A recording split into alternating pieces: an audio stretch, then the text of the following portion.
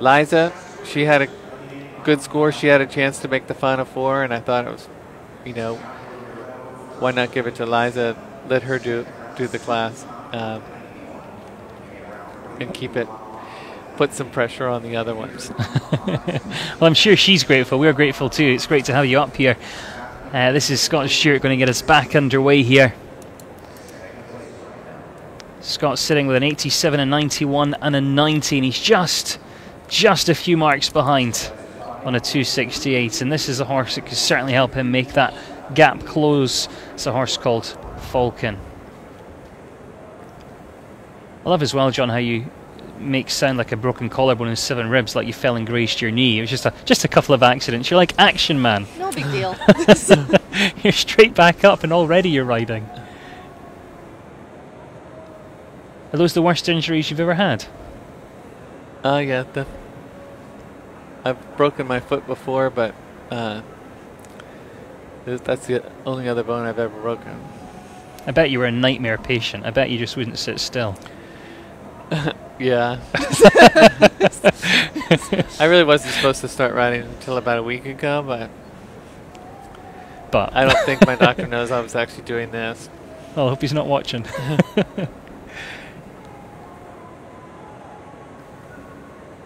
Well, all the riders so far have had some great scores on this horse, and let's hope Scott can just help it close that gap of his.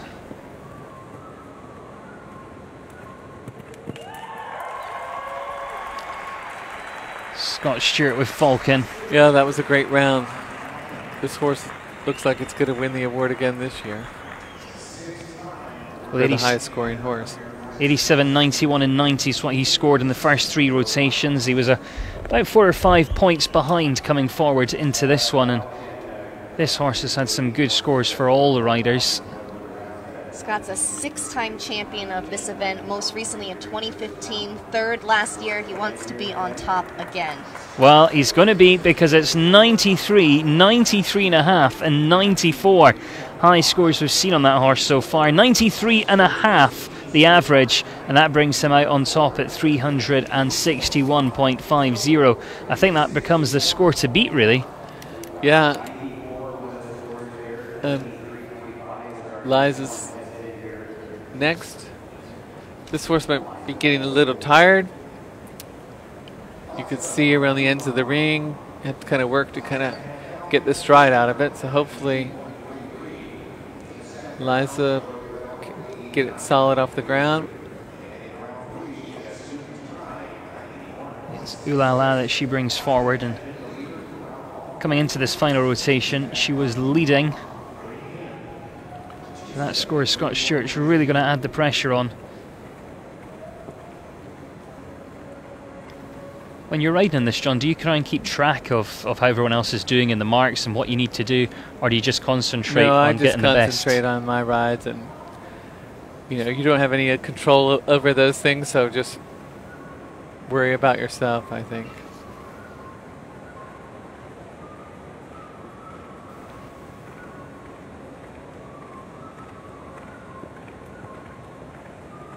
She's definitely working to open up this stride. Yep, she's still hunted that jump, trusted it. You know, I'm not sure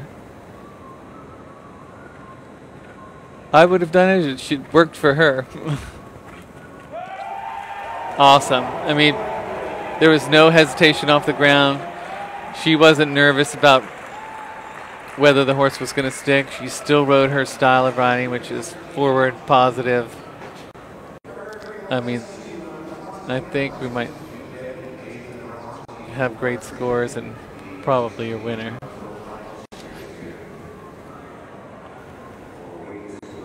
Well, the judges are keeping us in suspense here.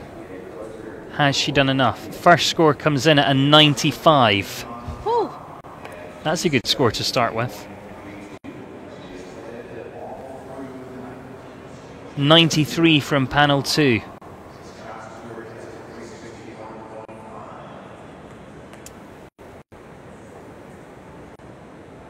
And a 92.5 from panel 1, so she's straight to the top there. Yeah. Outstanding riding. That's what I mean. You know, even though that horse looked a little choppy around the ends, Liza didn't change her ride and just kept riding forward. Still trusted that forward distance to the single oxer. I mean, that was awesome. Well, I think she might have done it, but we've got 2 left to come forward. This is Amanda Stige, suit and tie.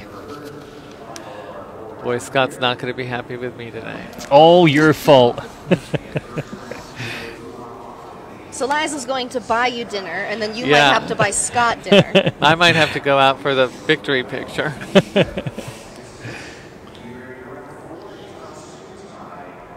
Well, I think the last time someone won it 2 years back-to-back was 98 and 99. That would have been Scott Stewart. And Liza could be in that position. Well, Liza's good at doing things back-to-back. She won the Derby finals 3 years in a row back-to-back. Well, there we go. So I think it might be history repeating itself for her. And this would be her 3rd win in this class. What a great story for her as well. I'm sure she'll mention you in the press conference. If not, we'll ask the question. I'll just take some of the prize money. Exactly. And it's doubled this year in honor of Capital Challenge 25th anniversary for that Pro Challenge the other night. $50,000 in the prize fund this year. And that was Amanda Stige in suit and tie. Amanda scored an 87, a 19, and 87.66 over the first 3 rounds. Scores starting to come in for her. She's got 92 from panel 3. 89 from panel 2. And those final scores coming in from panel 1. All 3 panels have got a little electronic scorecard, and they just type in those numbers and hit a button, and then they come up towards us. But it's just waiting for that final panel, panel 1, to give us those scores. And that comes in at a 90, so she'll be on 90.33 the average. Will take her to 3rd place. Yeah, and she'll probably stay in 3rd. And that's that one low-scoring round Tori had. She'd have to be pretty high in this one, higher than we've seen tonight to move her up into 3rd place. Well, this is Ravello and Tori Colvin coming forward next.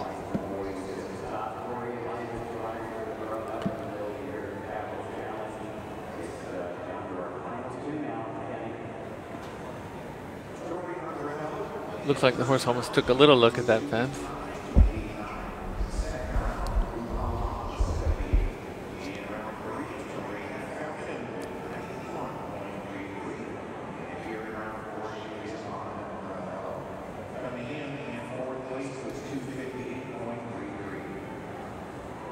So this is our last to go in the 2018 World Championship Hunter Rider Pro Finals. Are you happy they've changed the format again, John?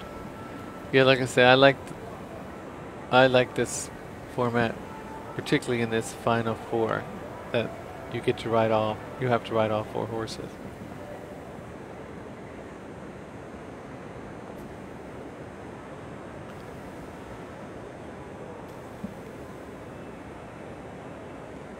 And hopefully you're going to be part of the final 4 next year. Yep, next year I'll make sure I have a horse for Although all the rounds. We'd much rather you were up here, actually. Actually, it's kind of refreshing to be up here and not have to worry. I was saying the other day, it's just this class isn't the same without John French, and John French Scratch was like, oh my goodness, well, now he's up here, it's still part of it. Yeah. And this is the easiest place to ride it up here, definitely. So that was Tori Colvin and Ravello then, final 1. Yeah, I don't think that'll be enough to move her into 3rd. I think she'll probably stay in 4th. But a great rider, and just that one unlucky score that moved her down. Picking up some good scores, 91 from panel 1, 90 from panel 2, and a 91 from panel 3. So averaging out there at 90.66. And as you say, John, she will finish in 4th here tonight on a 348.99. Well, the story will continue for Liza Boyd, because she came back to try and defend that title here this year, and that's exactly what she's done. 366.82 will take the win.